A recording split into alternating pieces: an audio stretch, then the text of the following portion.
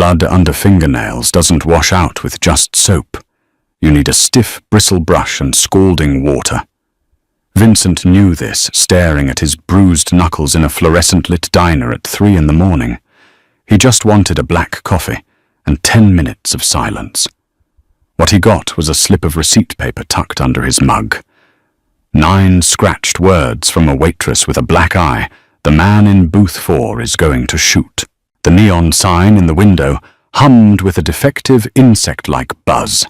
It flashed a sickly pink open against the rain-slicked asphalt of 9th Avenue, casting a bruised glow over the diner's interior.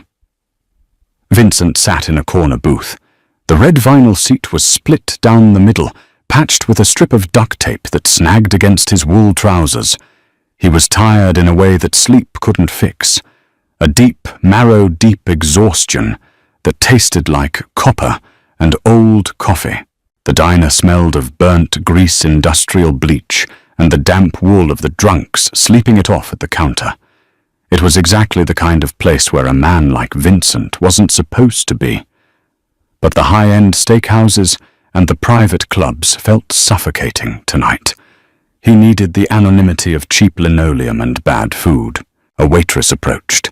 She didn't have the practiced, overly bright smile of the uptown staff. She walked with a slight limp, carrying a ceramic mug and a glass pot of decaf that looked like motor oil. Her name tag, pinned crookedly to a faded yellow uniform, read, Tessa. Vincent didn't look at her face at first. He looked at her hands. The cuticles were chewed raw. A faded blue ink stain marked the side of her left index finger. When she set the mug down, the ceramic clanked too hard against the formica table. You want anything else, or just the sludge? Her voice was flat, gravelly from too many cigarettes, or too little sleep. Vincent finally looked up. She was young, maybe late 20s, but the city had worn the youth off her edges. Her hair was pulled back into a messy knot, stray strands sticking to the sweat on her neck. Her left eye was swollen, a blossoming tapestry of purple and yellow creeping down toward her cheekbone. She caught him looking at it, and her jaw tightened. She didn't look away. Most people looked away when Vincent stared. Just the coffee, he said. His voice was a low rumble. Suit yourself. She reached into her apron, pulled out a folded green receipt, and slid it under the edge of his saucer. She didn't linger.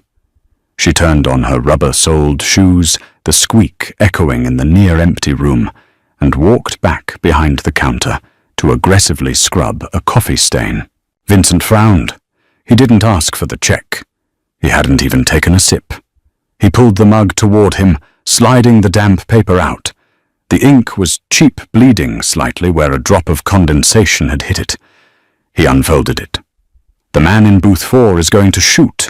The words didn't register as panic. Vincent's pulse didn't spike. Instead, a cold, heavy stone of clarity settled in his stomach. The weariness evaporated, replaced by the hyper-focused hum of survival. He didn't turn his head. He didn't flinch. He slowly lifted the mug to his lips, letting the scalding, bitter coffee burn his tongue. Over the rim of the cup, he shifted his eyes to the chrome napkin dispenser, sitting in the center of his table. The curved metal offered a distorted funhouse reflection of the diner behind him. Booth 4. 2 tables down near the restrooms. A man in a dark windbreaker was sitting alone. No food in front of him, just a glass of water. The man's right hand was under the table. His shoulders were tense, angled toward Vincent's back. Vincent took another sip. He mentally mapped the room. The exits, the front door with its annoying bell, the swinging metal doors leading to the kitchen, the narrow hallway by booth 4 leading to the bathrooms, and presumably a back alley door. Why did the waitress warn him? Was it a trap? A setup to make him move into a choke point? He glanced back at Tessa. She was still scrubbing the counter, but her knuckles were white and her eyes kept darting toward the chrome reflection of the pie case watching booth 4. She was terrified. Not of Vincent. Of the windbreaker. Vincent put the mug down. The clink sounded deafening to his own ears. He reached into his coat pocket, feeling the cold, textured grip of his Sig Sauer. He didn't draw it. Instead, he pulled out a crumpled $50 bill and tossed it on the table. He stood up. The vinyl groaned. In the reflection of the napkin dispenser, the man in booth 4 shifted his arm, moving upward. Vincent didn't walk toward the front door. He turned sharply, stepping directly into the narrow aisle, closing the distance between himself and Booth, 4 in 3 long, silent strides. The hitman hadn't expected the target to walk toward him. It broke his loop.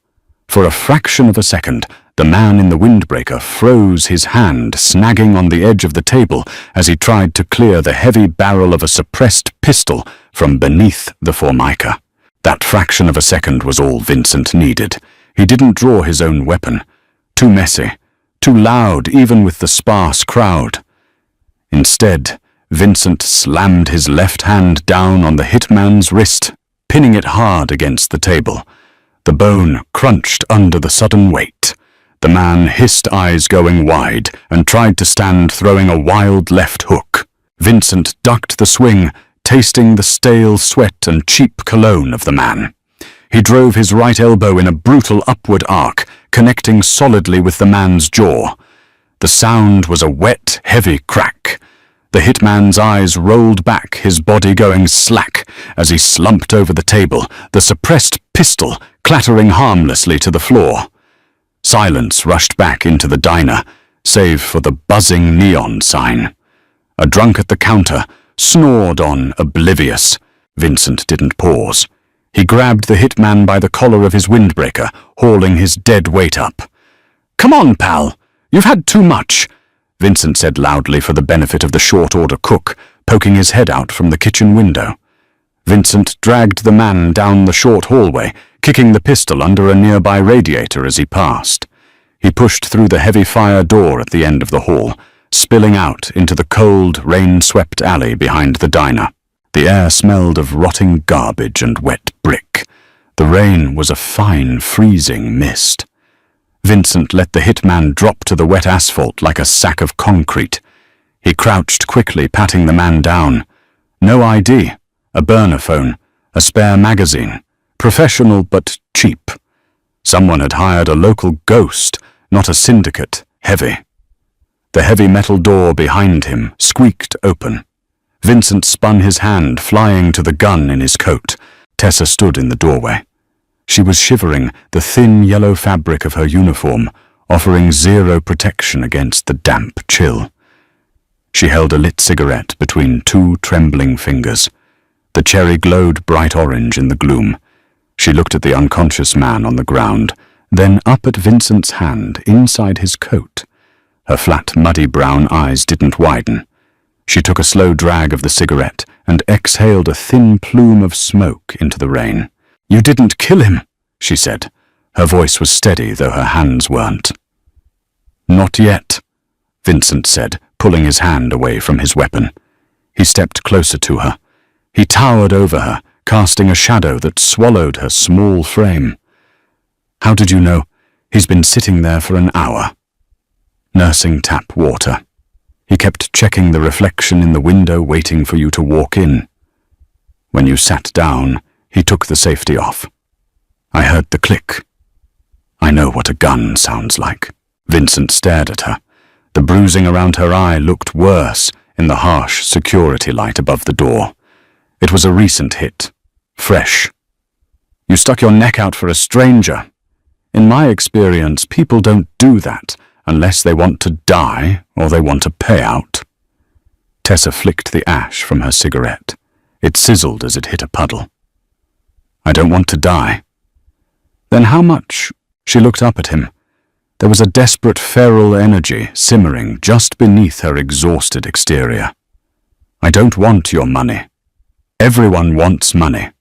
I want out." Vincent narrowed his eyes. The rain was beginning to soak through his expensive wool suit, plastering his shirt to his back. It was deeply uncomfortable. Out of what? Queens. The city.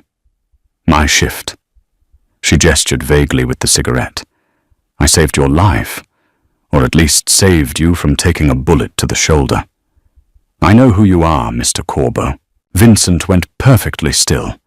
The ambient noise of the city, the distant sirens, the hiss of tires on wet pavement seemed to fade.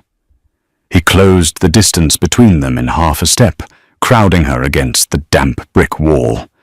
He didn't touch her, but his proximity was a physical weight. He smelled the vanilla soap she used, mixed with the sharp tang of cheap tobacco and fear sweat. If you know who I am, Vincent said, his voice dropping to a whisper that barely cut through the rain, then you know you shouldn't be saying that name out loud. She tipped her chin up. She was terrified. He could see the rapid pulse beating at the base of her throat, but she didn't shrink back. I used to work coat check at the Velvet Room. I saw you there twice. I know you run the ports. I know you have the resources to make people disappear. You want me to kill whoever gave you that black eye. It wasn't a question. No. A harsh, bitter laugh scraped her throat. He's already dead. I did that myself about 2 hours ago. He's bleeding out on the linoleum in my kitchen right now. Vincent stopped. He actually stopped breathing for a second. He looked at this scrawny, bruised waitress in a stained yellow dress. He looked at her chewed cuticles and the slight tremor in her hands. The guy in your kitchen, Vincent started slowly. Who is he? His name was Tommy. He ran numbers for the Vitiello family. And if I stay in this city another hour, the Vitiellos are going to peel my skin off. She took a final deep drag of the cigarette and flicked the butt into the alley. I gave you a warning. I gave you an edge. Now you owe me a ride.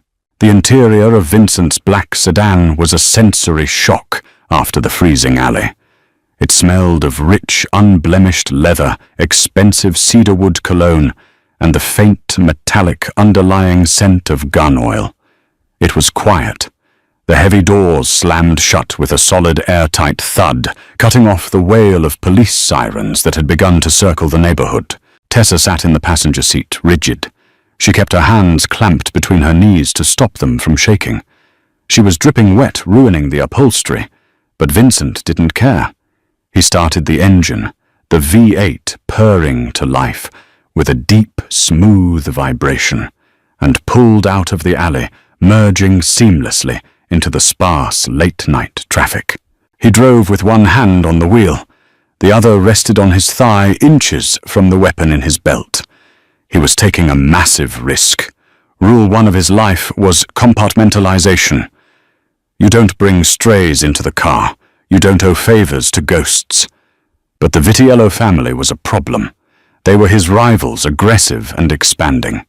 If this waitress had actually killed one of their runners, she was a walking liability, or a weapon, depending on how he used her. Tommy, Vincent said, not looking at her. He watched the red taillights of a cab blurring in the rain. Tommy Fingers Rossi. Tessa let out a shaky breath. I just knew him as Tommy, kept his money in a shoebox, kept his temper in a bottle. How did it happen? Why does it matter? She snapped, suddenly defensive. She turned to look at him, her wet hair clinging to her cheek. I defended myself. He had a heavy hand. Tonight I had a heavy frying pan. It was cast iron. He went down, hit his head on the corner of the radiator. Lots of blood. It wasn't planned. It matters. Vincent said, his tone utterly devoid of judgment. He spoke as if discussing a logistics problem at the docks. Because if it was an accident, they'll just kill you. If it was a hit, they'll torture you first to find out who paid you. The Vitiellos aren't known for their nuanced investigations. Tessa leaned her head back against the leather headrest, closing her eyes. The adrenaline was wearing off, leaving her hollowed out and fragile. Under the warm air of the car's heater, The smell of cheap diner grease was fading, replaced by the damp wool of her cardigan. "I just needed to buy time," she whispered. "I went to work because I didn't know what else to do. I figured a public place was safer than sitting in the apartment with a corpse. Then you walked in. I recognized you. I saw the guy in the booth. It felt like, I don't know, like a slot machine paying out." Vincent glanced at her. Her skin was incredibly pale, the bruising around her eye standing out in stark, violent contrast. There was a smear of dried blood near her hairline that he hadn't noticed in the dark. Not hers, he guessed. "You have a passport?" he asked. "It's in the apartment, with the body." Vincent swore softly in Italian. "Of course it is." He whipped the steering wheel hard to the right, taking a sudden turn down a narrow, badly lit side street in Brooklyn. The tires hissed against the flooded pavement. Tessa bolted upright, gripping to the door handle. "Where are we going? My place is the other way." "We're not going to your place. Your place is a crime scene," Vincent said, his eyes scanning the mirrors. A dark SUV had turned down the street 2 blocks back. It could be coincidence. In Vincent's world, coincidence was usually fatal. If Tommy missed a check-in, the Vitiellos will already be looking for him. If they find him dead, they'll lock down your building. "But my passport, my money. I can get you new paper. I can get you cash."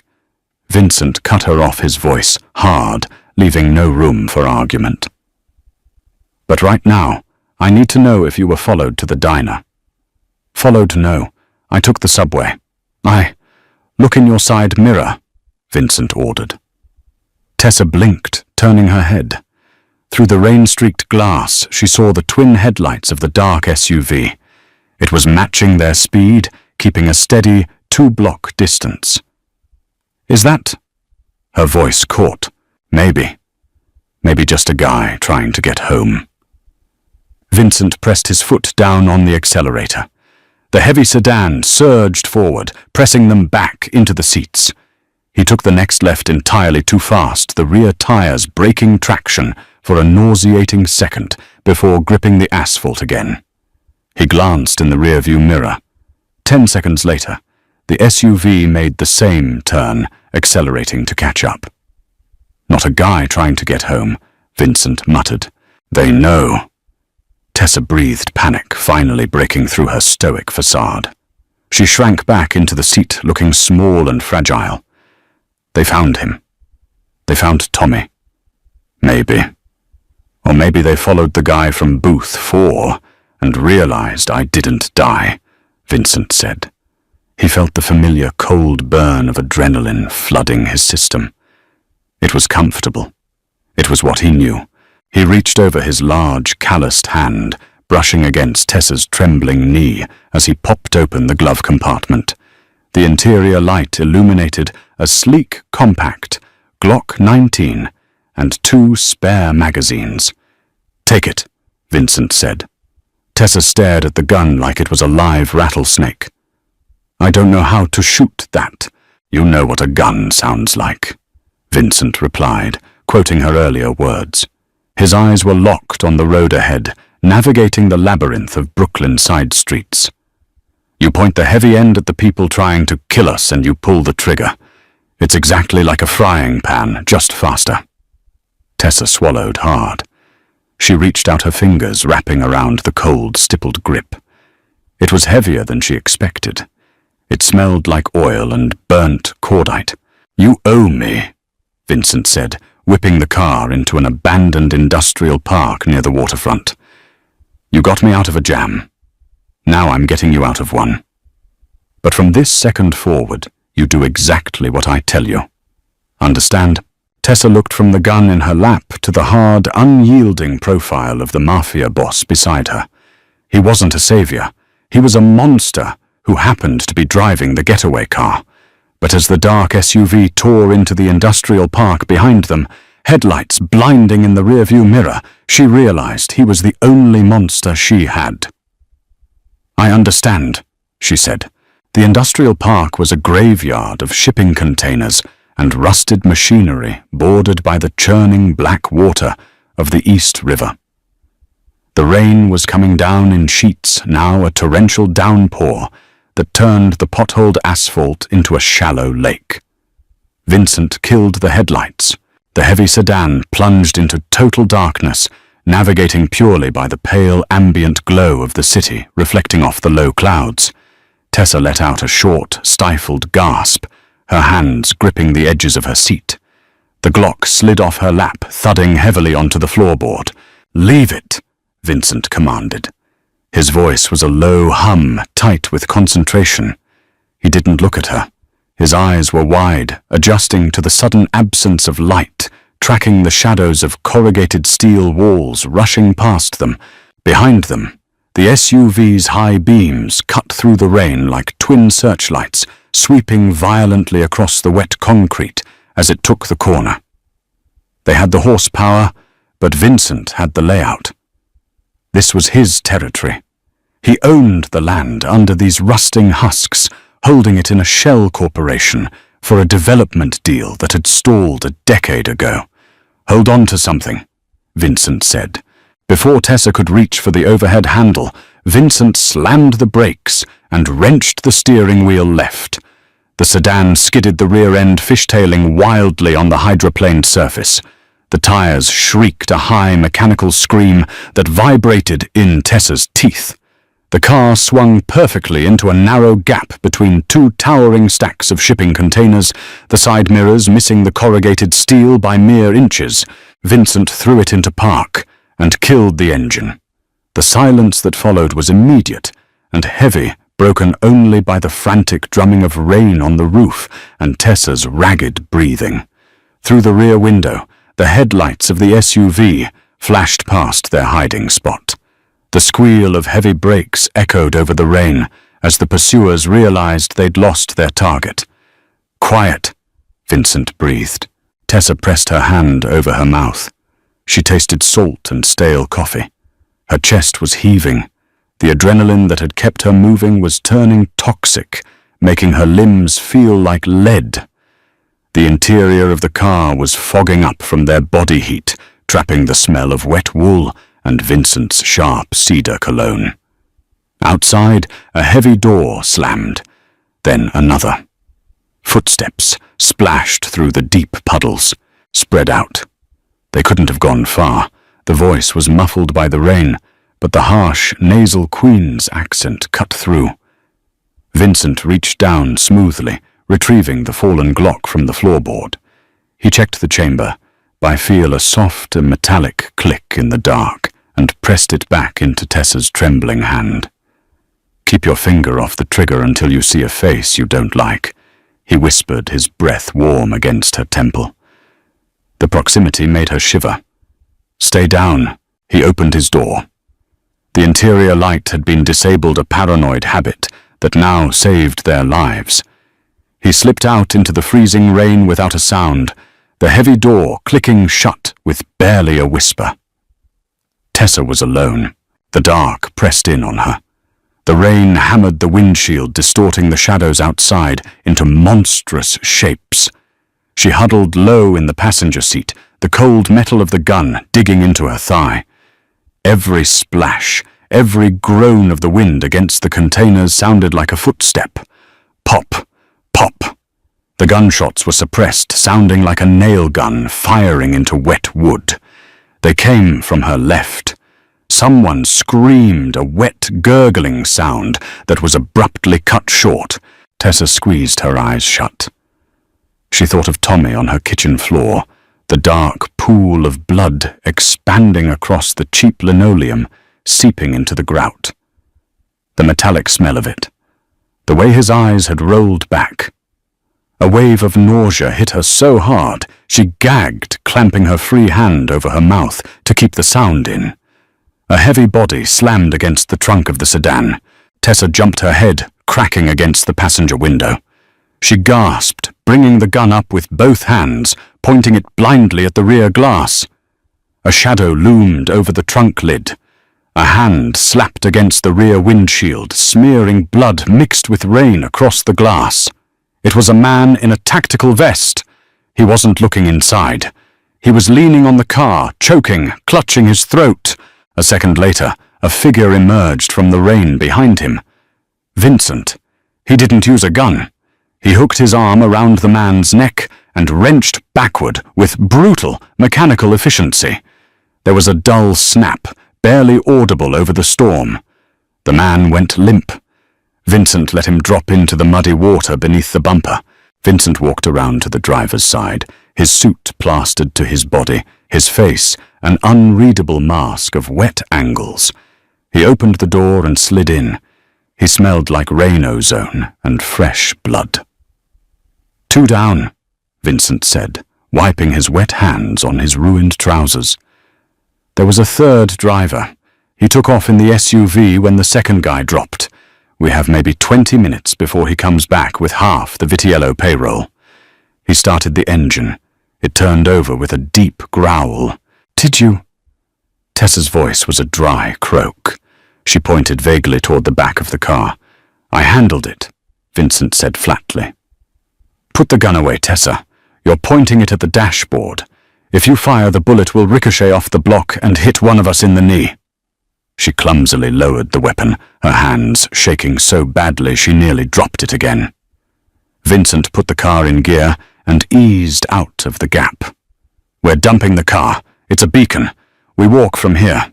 The walk was a 3-block march through industrial desolation.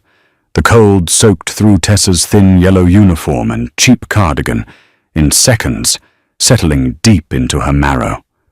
Her rubber-soled work shoes, meant for gripping greasy diner floors, were useless against the flooded, debris-strewn pavement.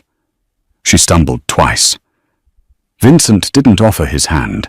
He just slowed his pace, walking slightly behind her, his eyes constantly scanning the dark alleys and rooftops. They reached an old brick warehouse at the edge of the water. The faded painted letters on the brick read, "Corbo Marine Freight," half obscured by years of grime and creeping ivy. Vincent bypassed the heavy rolling doors. He guided her toward a small rusted side entrance. He produced a brass key from his pocket, the metal scraping harshly as it fought the neglected lock.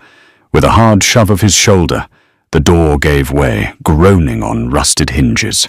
The air inside was stagnant. It smelled of motor oil, dry rot, and the dusty metallic scent of old tools. It was freezing, but at least it was dry. Vincent locked the door behind them, throwing a heavy deadbolt and dropping a thick steel bar across the frame. He navigated the pitch-black room from memory, his heavy footsteps echoing off high ceilings.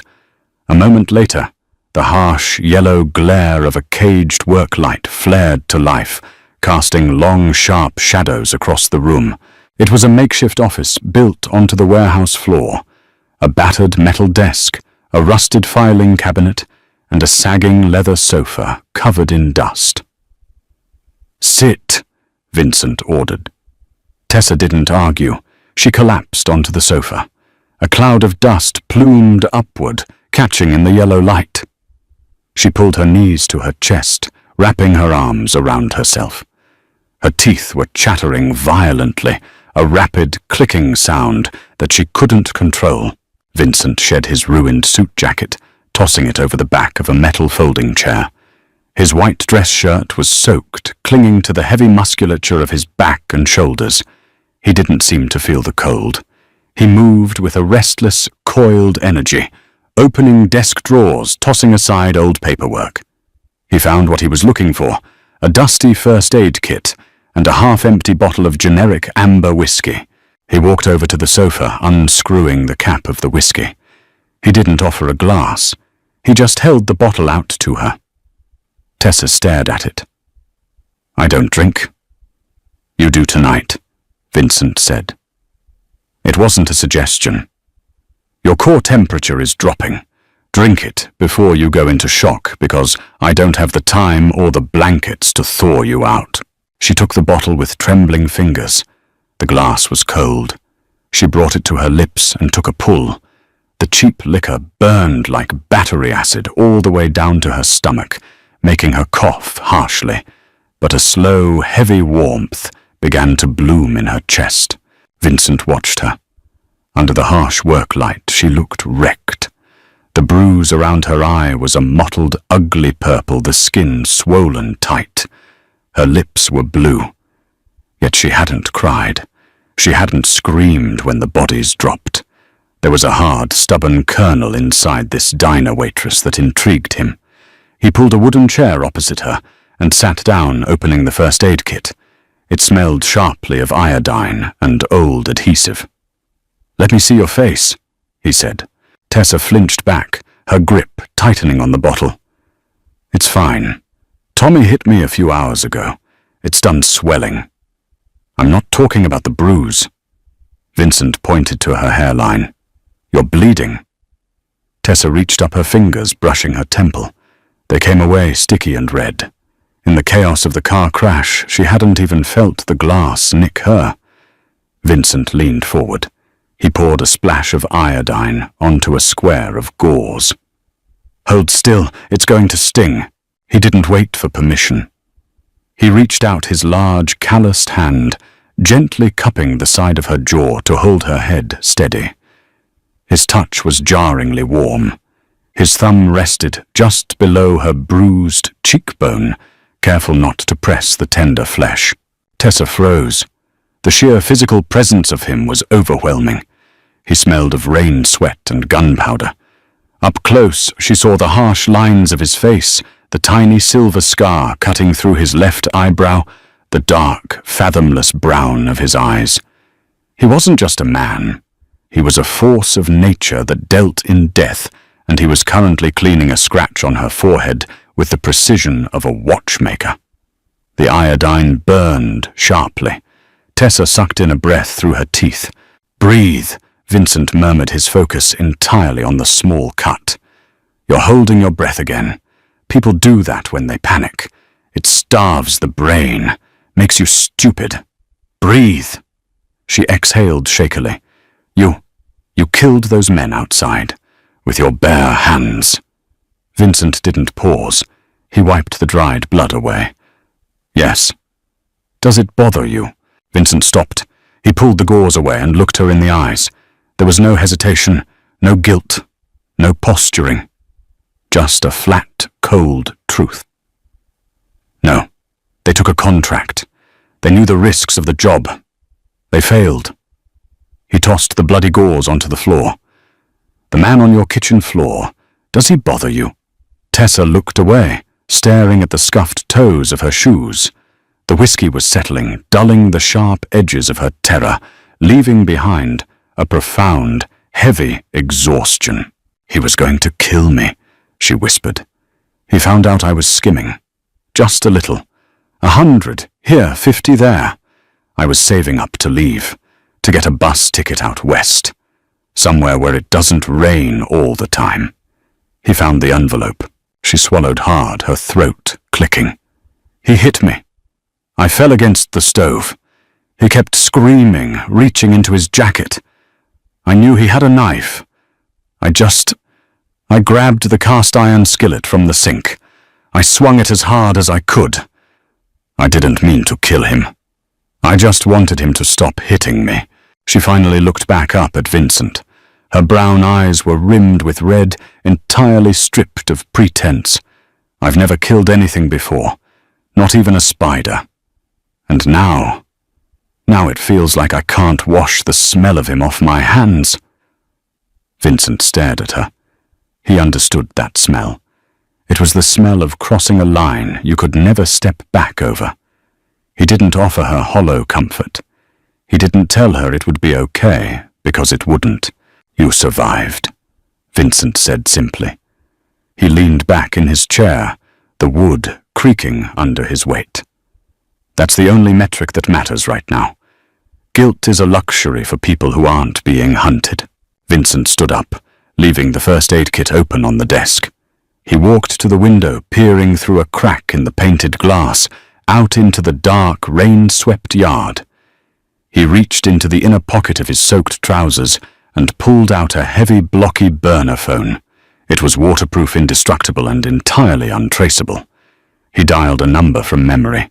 It rang twice. Yeah. The voice on the other end was gravelly, thick with sleep.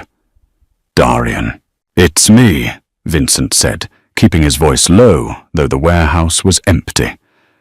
"We have a problem. A massive one." The sleep instantly vanished from Darian's voice. "Where are you? I'll send a car." "No, we're compromised. I got hit at the diner on 9th. Professional ghost, but sloppy. Then followed by a Vitiello crew in an SUV. I took out 2 in the old rail yard, but 1 got away." A heavy silence hummed on the line. "The Vitiellos, Vince, they wouldn't hit you directly. Not unless they wanted an all-out war in the streets. Carmine Vitiello doesn't have the stomach for that kind of heat from the feds." "Maybe Carmine didn't order it," Vincent said, watching a rat scurry along the far wall. "Or maybe he found a reason to get brave. Run a check on Tommy Rossi, one of their mid-level street runners. Find out what his usual route is, who his direct capo is. I need everything you have on him in the next 10 minutes. Rossi, the guy with the bad temper. Why, because he's dead," Vincent said. He glanced back at Tessa. She was sitting perfectly still, listening. "And someone knows about it." Vincent hung up. He shoved the phone back into his pocket and turned to face Tessa. She was still clutching the whiskey bottle, but she looked more present now. The blue tint had left her lips. "Tommy was just a runner," Vincent said, pacing slowly in front of the desk. "A bag man. He picks up envelopes from bookies and drop houses and delivers them to the boss. The Vitiellos wouldn't start a war over a dead bagman. They'd just replace him. Unless..." Vincent stopped pacing. He looked at Tessa, his dark eyes narrowing, calculating. "Unless Tommy had something on him when he died. Something important enough that they sent a hit squad after the last person to see him alive." Tessa blinked. She set the whiskey bottle down on the metal desk with a soft clink. "You said you were skimming," Vincent said, taking a step toward her. The air in the room suddenly felt incredibly dense. "You said he kept his money in a shoebox. A runner doesn't keep his collections in a shoebox. He delivers them." "He kept his side hustle in a shoebox," Tessa corrected, her voice steadying. "He was running his own loan sharking operation on the side, unsanctioned. That's why he was so paranoid." Vincent nodded slowly. "Okay. So you took his side money. That's a few grand. Not enough to launch an assassination attempt on a rival boss." He leaned over the desk, invading her space, forcing her to look up at him. "What else was in the apartment, Tessa? What aren't you telling me?" Tessa met his gaze. The fear was still there, but it was buried under a hardening layer of pragmatic survival. She realized in that moment the currency she held. Vincent Corbeau didn't save people out of the goodness of his heart. He was evaluating her usefulness. If she had nothing else to offer, she was a liability, and liabilities were left in abandoned warehouses. She reached her hand into the deep, stretched pocket of her yellow diner cardigan. Her fingers brushed past a handful of crumpled receipts and the cold brass of her house keys. She pulled out a small black leather moleskin notebook. The edges were worn, the leather stained with a dark, dried substance that looked terribly like blood. Vincent stared at it. "What is that?" "You asked what else was in the shoebox," Tessa said softly. She didn't hand it to him. She kept it flat against her thigh. Tommy wasn't a smart man, but he was greedy, and he liked to keep records. Vincent's jaw tightened. "Records of what?" "Everything," she said. Her voice was barely a whisper, but it carried the weight of a bomb in the quiet room. Names, dates, payouts, bribes to precinct captains, Port Authority kickbacks. Every dime he ever delivered for the Vitiello family he wrote down. He told me once it was his insurance policy, in case they ever tried to screw him over. Vincent felt a cold, sharp jolt of electricity shoot down his spine. It wasn't fear, it was sheer, unadulterated opportunity. A ledger like that wasn't just evidence, it was the blueprint to the Vitiello empire. With that book, Vincent could dismantle their entire operation, sever their political ties, and absorb their territory without firing a single shot. "You didn't just kill a man, Tessa," Vincent said, his voice dropping an octave. The cynical Mafia boss was staring at the bruised Waitress like she had just handed him the Holy Grail. "You robbed the Vitiello family of their structural integrity." Tessa finally held the book out. Her hand wasn't shaking anymore. "I told you, I want out of this city. I need new idea-clean car and enough cash to disappear." Vincent didn't take the book immediately. He looked from the black leather to her face. She was negotiating, sitting in a freezing warehouse covered in someone else's blood, being hunted by half the city. She was leveraging the boss of the Corbo family. A slow, dark smile touched the corner of Vincent's mouth. It was a terrifying expression. "You're not going anywhere, Tessa," Vincent said softly. He reached out his large hand, wrapping around the small notebook, his fingers brushing against hers. "You hold the key to a war, and until the Vitiellos are burning to the ground, you belong to me." Vincent's declaration hung in the stagnant air of the warehouse, heavy as wet concrete. "You belong to me." Tessa didn't flinch. She didn't shrink back against the sagging leather of the sofa. The shock of the night had burned away, leaving behind a cold, hard crust of absolute pragmatism. She looked at his hand, massive and calloused, wrapping around the small, blood-stained notebook. That little book was the sum total of her leverage, her only ticket out of a shallow grave in the Pine Barrens, and he had just smoothly confiscated it.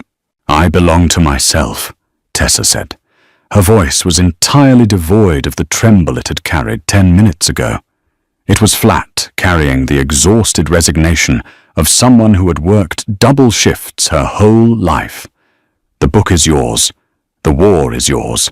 I want a flight out of JFK to Seattle." Vincent didn't laugh, but a dark amusement flickered deep in his eyes. It was a terrifying thing to witness that brief softening of a murderer's face. He stepped back from her, retreating into the harsh yellow pool of the work light. He opened the notebook. The spine cracked a dry, protesting sound.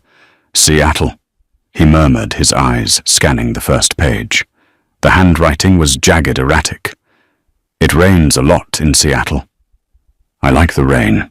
"You say that now while you're soaked to the bone and shivering," Vincent replied, not looking up. He turned a page. His thumb brushed over a smear of dried brown blood. "Tommy Rossi was an idiot, but he was meticulous. I'll give him that. He's got drop points in here I didn't even know existed. A meatpacking plant in Hunts Point, a dry cleaner in Astoria." He snapped the book shut. The sound was sharp as a gunshot. "You don't get it, Tessa," Vincent said. The amusement was gone. His tone shifted back to the cold, calculating frequency of a man who measured lives in columns of profit and loss. "You didn't just find a bag of cash. You found the architectural blueprints to Carmine Vitiello's entire house. If Carmine realizes Tommy is dead and realizes this book is missing, he won't just look for you. He will tear this city down to the bedrock to find you." "Then hide me," she demanded. "I intend to, but not in Seattle."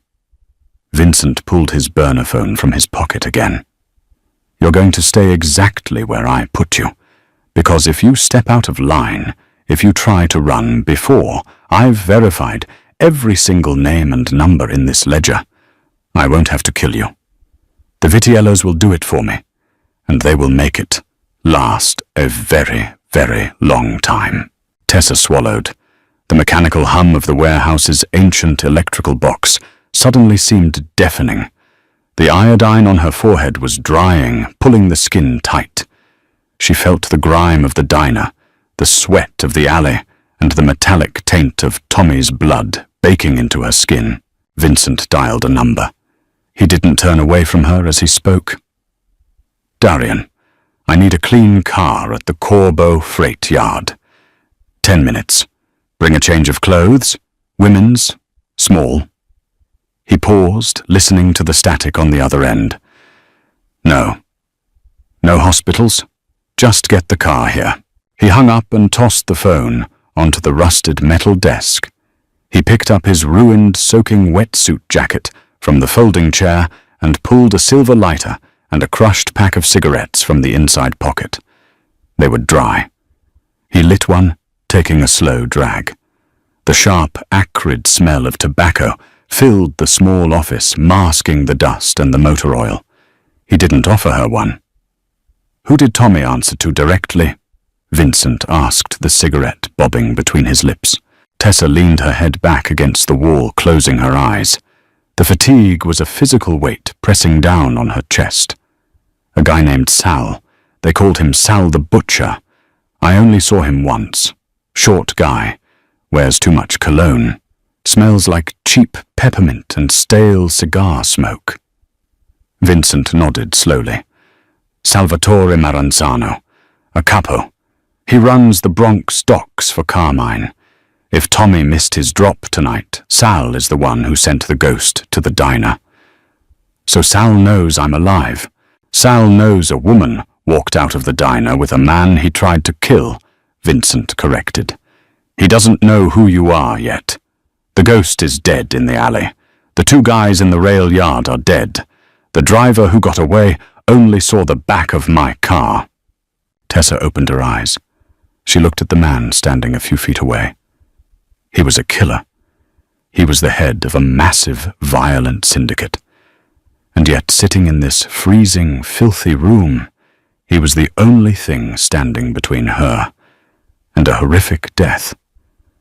It was a sickening, twisted kind of safety. "Why didn't you kill me?" she asked. The question slipped out before she could stop it. "When I gave you the book, you could have just taken it and snapped my neck." Tied up the loose end, Vincent took the cigarette out of his mouth. He looked at her through the haze of blue smoke. He studied the raw, chewed cuticles on her hands. He looked at the brutal bruising around her eye. He looked at the way she held her jaw locked tight, refusing to shatter. "Because," Vincent said softly, his voice a low rumble that vibrated in the quiet room, "I don't break tools that are still useful. And you, Tessa, are turning out to be very useful." 30 minutes later, the heavy metal door of the warehouse groaned open. A man stepped inside, silhouetted by the pale, rain-slicked streetlights outside. He was tall, heavily built, wearing a dark raincoat. "Vince!" the man called out. His voice was the same gravelly baritone Tessa had heard over the phone. "Darian." Vincent walked out of the office, stepping into the cavernous dark of the warehouse floor. "Car secure. Parked out back. No plates. Untraceable," Darian said. He tossed a black duffel bag onto the hood of a rusted forklift. "Got the clothes. What the hell happened out there? The scanner is going crazy. Cops found 2 bodies in the old rail yard and a dead guy in an alley off 9th. "We had a busy night," Vincent said. He gestured back toward the office. "We're moving." Darian stepped forward, his eyes narrowing as he caught sight of Tessa sitting on the sofa. He looked from her bruised face to Vincent, a silent question passing between them. Darian didn't ask. In their world, you only asked the questions you were prepared to hear the answers to. "Take the bag," Vincent told Tessa. "Change in the bathroom down the hall. 2 minutes. We don't linger." Tessa grabbed the heavy canvas bag. She walked down a short, dark corridor to a bathroom that smelled intensely of bleach and old rust. There was no mirror. The sink was stained brown with hard water. She stripped off the yellow diner uniform. It felt heavy, saturated with sweat and fear. She dropped it directly into a rusted metal trash can. Inside the bag was a pair of dark denim jeans, a black long-sleeved turtleneck, and a pair of generic black sneakers. They fit reasonably well, though the shoes were a half size too big. They were utterly anonymous clothes. The clothes of a ghost. When she walked back out, Vincent was waiting by the exit. He had abandoned his ruined suit jacket and was wearing a dark windbreaker Darian had brought. He looked less like a businessman now, and more like a soldier. "Let's go," Vincent said. They stepped out into the freezing rain, leaving the warehouse and the yellow dress behind. The safe house was not a dingy basement or a fortified bunker in the outer boroughs. It was a sprawling, glass-walled penthouse on the 42nd floor of a residential tower in Tribeca. The private elevator doors slid open with a soft, expensive whisper, depositing them directly into an entryway lined with dark, polished walnut and imported slate. Tessa stepped out of the elevator, her generic black sneakers squeaking slightly on the pristine stone. The sheer scale of the wealth was disorienting. It was entirely silent, elevated, far above the sirens and the grinding noise of the city streets. Floor-to-ceiling windows offered a panoramic view of the Manhattan skyline, a jagged expanse of glittering lights winking through the dissipating rain clouds. It was a beautiful cage. "Lock the car down, Dom," Vincent said, stepping past her into the cavernous living room. "I want 2 men downstairs in the lobby, 2 in the parking garage. Nobody comes up this elevator unless I clear it personally." Darian nodded, pulling a radio from his belt.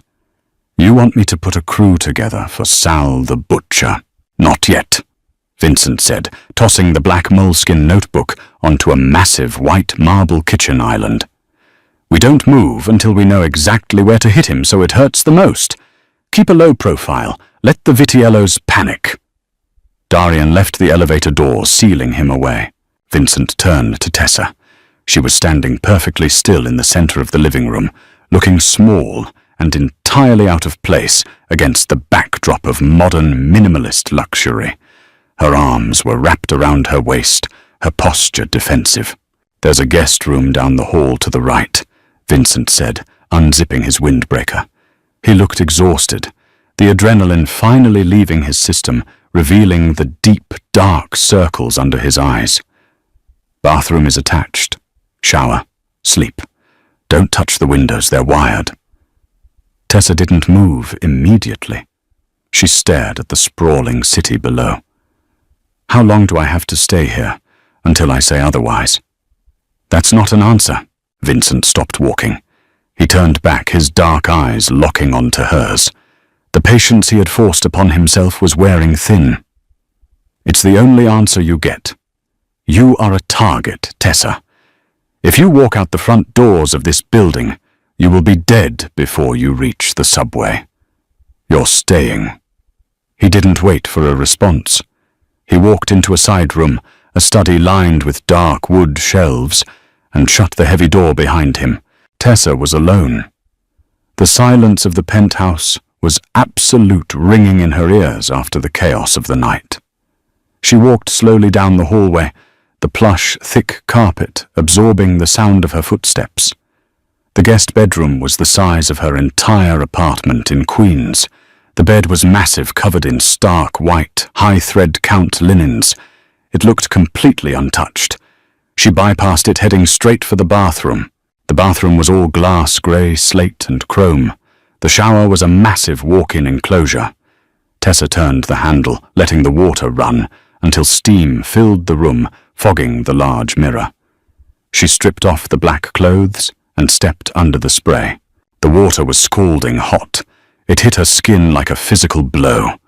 She closed her eyes, letting it beat down on her shoulders, washing away the smell of the damp alley, the metallic tang of the warehouse, and the invisible cloying scent of Tommy's blood. For the first time since the hitman had sat down in booth, for she let herself feel it, the sheer, overwhelming terror.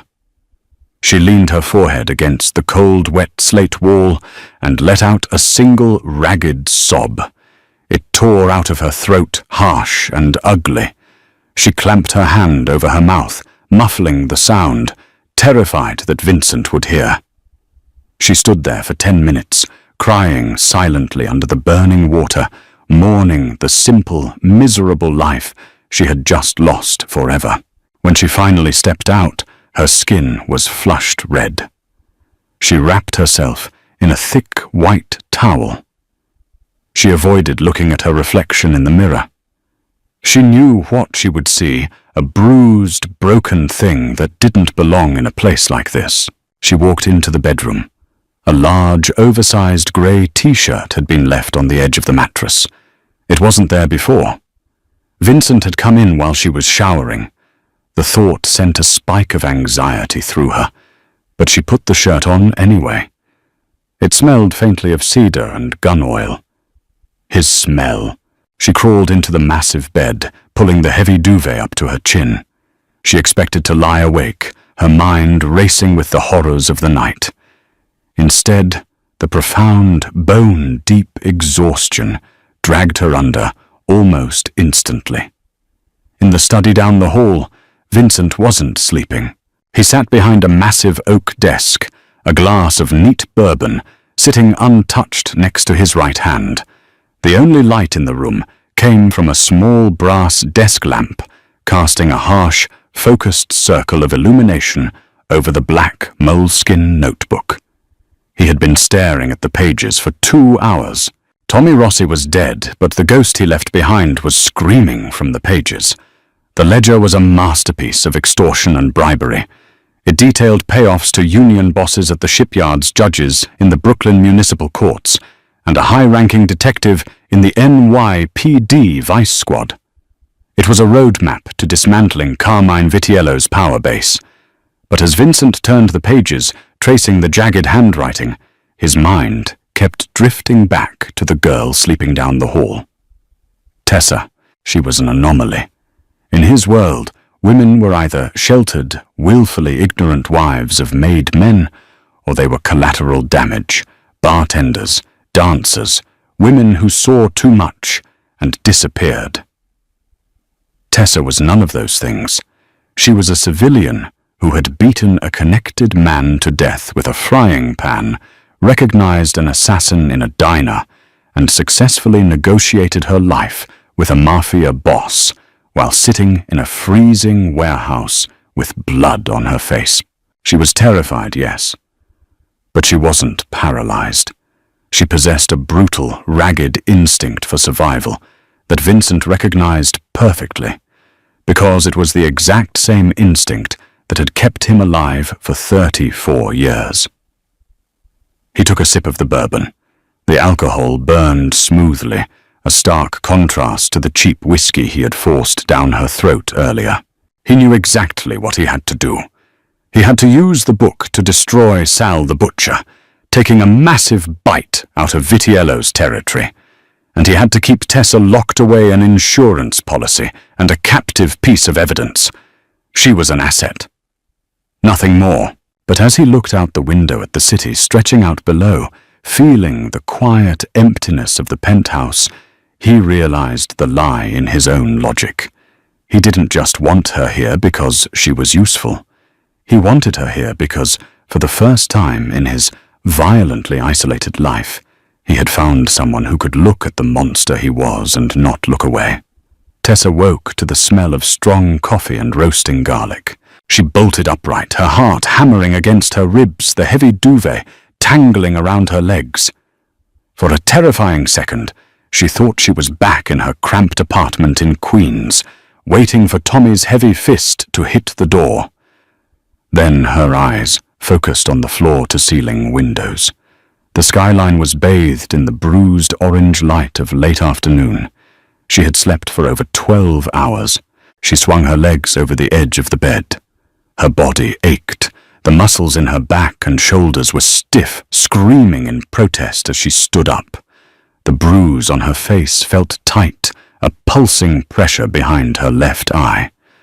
She walked out into the living room barefoot, wearing only Vincent's oversized grey t-shirt. The penthouse was alive with low, murmuring voices. Vincent was standing at the kitchen island, leaning over a sprawling, detailed map of the Bronx. Darian was next to him, tracing a line on the paper with a thick finger. Two other men, large and wearing immaculate, tailored suits, stood near the front door, their eyes scanning the room with practiced paranoia. They all stopped talking the moment Tessa walked in. The silence was heavy, oppressive. The two men by the door stared at her, their expressions entirely blank. Darian looked away, clearing his throat. Vincent looked up. He was wearing a fresh white shirt, the sleeves rolled up to his elbows, revealing the intricate dark ink of a tattoo crawling up his left forearm. He looked rested, sharp, and profoundly dangerous. His eyes swept over her, taking in her bare legs, the messy knot of her hair, and the dark purple bruising on her face. "You're awake," Vincent said.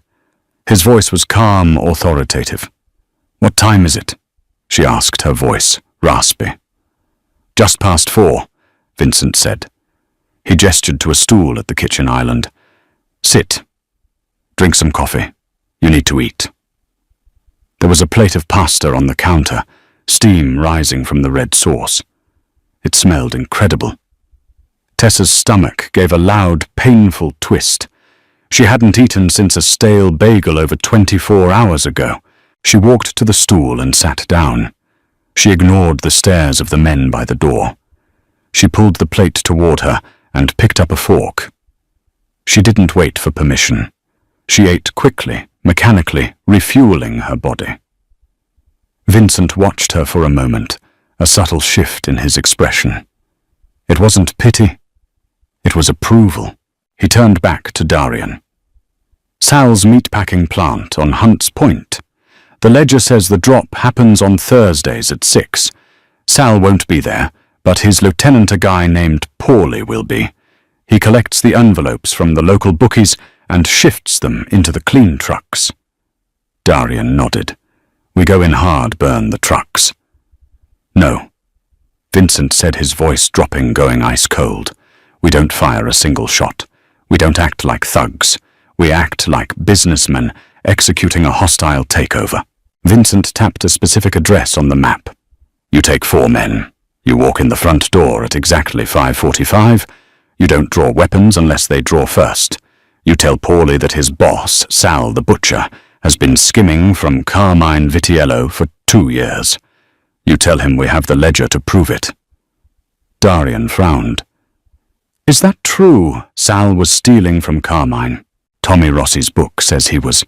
Vincent lied smoothly.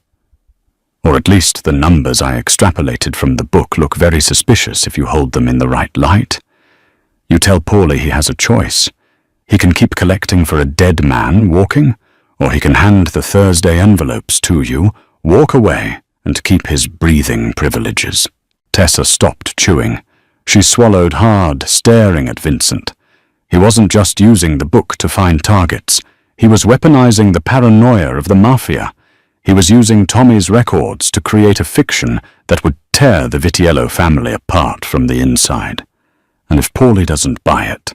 Darian asked. "Paulie is a survivor. When he hears that we have the bagman's ledger, he'll know Sal is finished. He'll hand over the money." Vincent straightened up, rolling his shoulders. "We take their revenue stream. We let Paulie run back to the Bronx and spread the rumor that Sal is a thief. By tomorrow morning, Carmine Vitiello will be questioning his own capo. They'll be too busy fighting each other to look for a missing waitress." Darian nodded slowly, a grim smile touching his lips. "It's a good play, Vince. Bloodless. For us, anyway." "Go. Call me when it's done," Vincent ordered. Darian and the two men left the elevator doors hissing shut behind them. The silence returned to the penthouse, thick and heavy. Vincent walked around the kitchen island. He stopped next to Tessa's stool. He didn't look at the map anymore. He looked down at her. He reached out his fingers, lightly brushing a stray strand of hair away from her bruised cheek. The touch was agonizingly gentle, entirely at odds with the ruthless orders he had just given. "You're shaking," Vincent observed quietly. Tessa looked down at her hands. The fork was trembling slightly. "You're starting a war." "I'm ending one," Vincent corrected. "Carmine has been pushing into my territory for 6 months. He thought I was weak. You handed me the knife to cut his throat." "And what happens to me when he bleeds out?" Tessa asked, looking up into his dark, fathomless eyes. "When the book is useless and you've taken the Bronx, do I get my flight to Seattle?" Vincent didn't answer immediately. He stared at her, the silence stretching out taut as piano wire. He looked at the fierce, stubborn survival in her muddy brown eyes. He looked at her, wearing his clothes, sitting in his fortress, entirely dependent on him, yet refusing to submit. "No," Vincent said softly. The word was a heavy iron door slamming shut. "You don't." Tessa's breath hitched. "You said—" "I said you'd stay where I put you." Vincent interrupted, his hand sliding to the back of her neck, his thumb resting firmly against her pulse point. He could feel her heart hammering wild and fast. He stepped closer, crowding her space, his physical presence entirely overwhelming. "The Vitiellos aren't the only threat in this city, Tessa. You know my face. You know my men. You've sat at my table and listened to me order the dismantling of a syndicate. I won't say anything," she whispered, her voice barely audible. "I swear." "I know you won't," Vincent said, his voice dropping to a gravelly murmur. He leaned in his lips, inches from her ear. He smelled of dark coffee and power. "Because you're never leaving this world. You survived the alley. You survived the warehouse. Now you survive this." He pulled back just enough to look her in the eyes. There was no pity, no apology. Only a dark, absolute possession. "You wanted to escape a street-level thug," Vincent said, his thumb stroking the sensitive skin of her neck. "Congratulations, Tessa. You did. But you traded a thug for a king. And kings don't let their pieces walk off the board." Tessa stared at him. The cold, terrifying realization settled into her bones. The waitress from Queens was dead. Tommy's blood and the rain had washed her away. What was left belonged to Vincent Corbo. The war had just begun, and she was trapped perfectly in the center of the storm. The war for New York has just begun, and Tessa is trapped right in the center. Vincent has made his move, weaponizing Tommy's ledger to destroy his rivals from the inside out. But as the Mafia Boss's obsession with the tough diner waitress grows, will Tessa become a casualty of the underworld, or the queen of the Corbo Empire? If you loved this deeply emotional, high-stakes mafia drama, smash that like button and share this story.